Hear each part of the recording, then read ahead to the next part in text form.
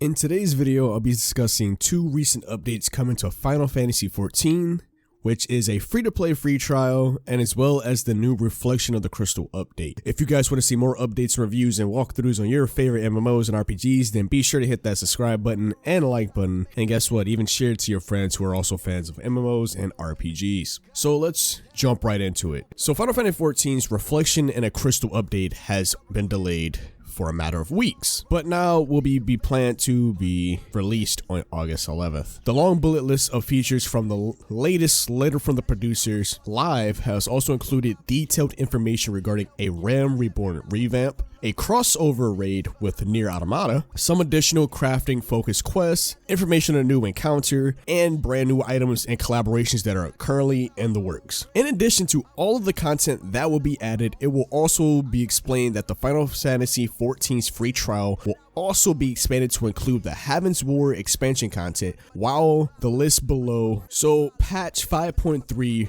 of Reflections in the Crystals arrives on August 11th, 2020. So in a matter of about 2 weeks, they will include a new main scenario quest, the Crystal Tower Alliance raid series will become a acquired quest, as well as the My Little Chocobo quest, the new tribe quest, as Drawers will with a focus on crafting, the Sorrow of Werelet scenario quest, a new level 80 instance dungeon, the Hero's Gauntlet will be added, new mystery trial, and much more. As we go forth into Final Fantasy XIV, the free trial is being expanded to include a level cap raised to 60, Heaven's Worlds through patch 3.56 inclusion in the game, the Dark Knight, Astrologian, and the Machinist, and Aura.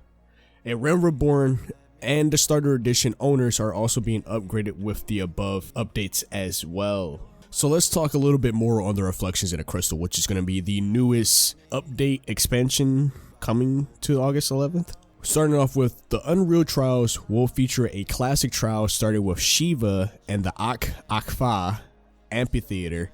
The Unreal classification of difficulty means that the boss is upscaled for current gear rather and item levels rather than players being synced down. So that's actually very good, so you don't have to worry about being weakened, and how most MMOs will, they'll weaken you in order to do the instance.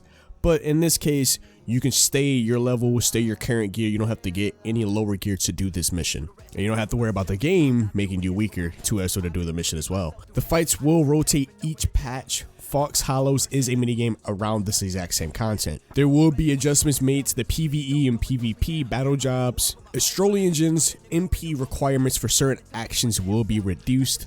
Lightspeed will have a 1.5 second recast, and the MP regeneration will be removed and added to another action. The Bard will get a boost in their damage output in 5.3, and multiple actions will see buffs. The Monks will see a revamp similar to Ninja did, particularly to their Greased Lightning system. All the adjustments won't be ready for 5.3, but expected to be finished by 5.4. The Perfect Balance cooldown time will be reduced, and Form Shift will reduce one form. Summoners won't have any drastic changes to the rotation.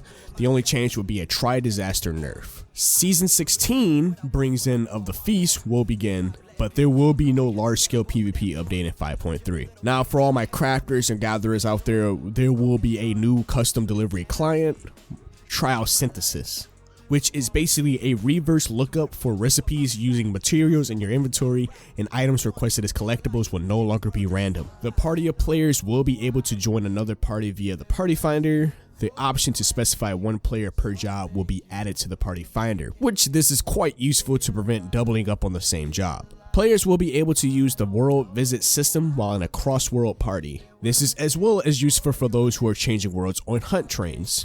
And for all my people out there who's beat the game, already passed endgame and everything, well, you have brand new chapters that will be added to New Game Plus. There will be new token exchanges. Vendors will be added to major cities that will trade Algan tombstones of poetics for upgraded gear belonging to each expansion, so you don't have to travel all over the place. And for everybody who are my fashion people out there, there will be a fashion accessories menu option will be added, which also include umbrellas. Yay! There will be a sticker mode that has been added to the group pose function, where you can place stickers in your shot, and you can also rotate, resize, adjust opacity of each layer, and you will be able to add the zone and instance name as a text, as well as timestamps and character names. Yoshida also teased a new glamour, a new emote, and a new watermelon, which is a minion in a way.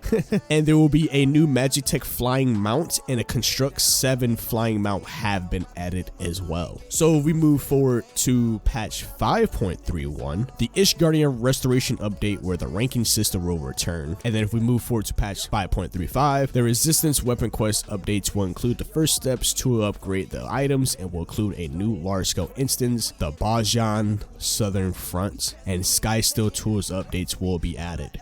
For the Realm Reborn revamp, the ability to fly in a Realm Reborn zones has been added, and you can unlock it by completing a Realm Reborn scenario. A lot of quests have been shortened, or the requirements has been lessened. For example, you will not have to collect as many of an item to complete them. They've also added a teleport ticket just for the Waking Sands to accommodate new players and lessen the amount of travel time included. Now, there is a new raid called the Yora Apocalypse, the Puppets Bunker. The second chapter of the Yora Dark Apocalypse Alliance raid compilation is with Nier Automata. That is the new event where Nier Automata is coming to join the lives of Final Fantasy XIV, which in my case is actually somewhat of a good crossover, because both games do have similar worlds in a way, as in, I explain that as in the technology. Both games have that type of tech, so I have a feeling they would come crossover. And they had to adjust it a lot in the testing. When they showed it to Yoko Taro, he said, as I quote,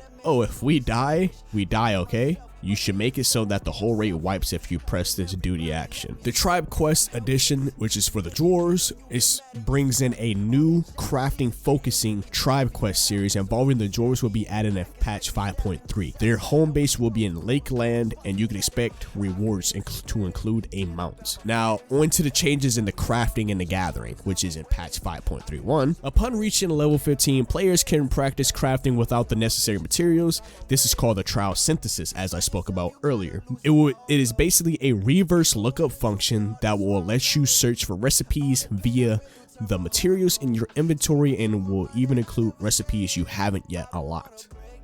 You can find this by opening up the submenu for an item. So this actually makes way for all the new players, because like I said, the game is now becoming free to play. So life is a little bit easier. This is to be expected, because all you OGs out there, I know you had to grind, and I know you're probably looking at the new kids like, if only you knew what we went through back in the day. So all my OGs out there, you will also be able to use a feature that will calculate the amount of items you will need based on the amount of items that you create. And quick desynthesis will also allow you to desynthesize a single stack of items in your inventory in succession. So let's move on to patch 5.35, which is basically the Save the Queen Blades of Gunhildur encounter. This is being encountered in the Bajan Southern Front. Now, the Save the Queen is a new large-scale encounter at the Bajan Southern Front, which basically band together up to 72 players and assist the Bajan resistance in their mission to rout the 14th Imperial Legion. What's different from the Forbidden Land Eureka series is that there will be a maximum of 72 players in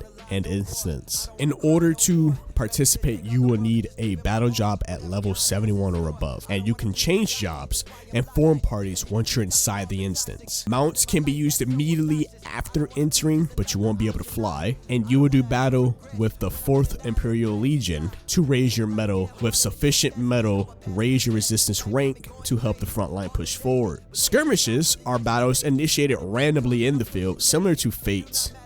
There are no limits to the number of players that can participate, rewarding metal commensurate to contributions in battle. Critical engagements are battles initiated after meeting special conditions. Only a limited number of players can participate, with encounters ranging from 24 to 48 person battles. Next feature is Lost Actions, which are special actions that can only be used in a Bajan Southern Front. They offer various beneficial effects, healing, and even can revive players in battle. Lost actions are created from forgotten fragments obtained in the field. Each crystal used to create these actions has a given weight. Players can only carry a certain combined weight, so you must choose wisely. Resistance weapons can be strengthened after gaining access to the Bajan Southern Front. Players can also accept the quest from Geralt and Gangos to begin collecting items to augment their resistant weapons. Moving on to the next feature is the new glamours and the housing items. So mannequins representing Hrothgar and Viera races have been added. Housing items have been added from the player design contest in the Euro Dark Apocalypse series, as well as there's several new minions were shown, and a new Gallicat-like minion with a winter coat can be obtained by collecting Skybuilder scripts through the Ishgard Restoration update in patch 5.31. And Yoshida showed off brand new Bajan gear. The last topic we got for today's video will be the return of the Yokai Watch collaboration. The Yokai Watch collaboration with level 5 is coming back on August 19th through patch 5.4's release date. Thank you guys for staying tuned to the whole video.